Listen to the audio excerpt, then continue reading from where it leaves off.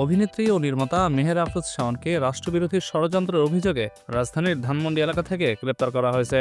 গত ৫ আগস্ট শেখ হাসিনা পতনের পর সামাজিক যোগাযোগ মাধ্যমে বিতর্কিত কর্মকাণ্ড ও রাষ্ট্রীয় ষড়যন্ত্রে যুক্ত থাকার অভিযোগে তাকে গ্রেপ্তার দেখানো হয়।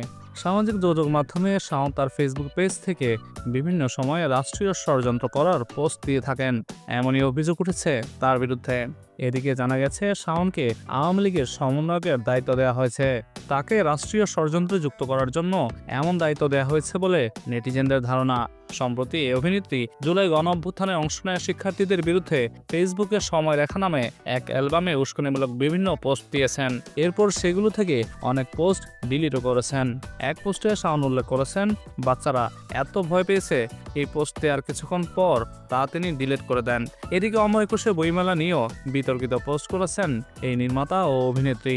আওয়ামী লীগপন্থী অভিনেত্রী দ্বাদশ জাতীয় সংসদের সংরক্ষিত নারী আসনে ময়মনসিংহ বিভাগ থেকে আওয়ামী লীগের দলীয় মনোনয়ন ফরম সংগ্রহ করেছিলেন। তার মা তহুরা আলী আওয়ামী লীগের সংরক্ষিত নারী আসনে 1996 থেকে 2001 এবং 2009 থেকে 2024 মেয়াদে সংরক্ষিত নারী আসনের সংসদ সদস্য ছিলেন।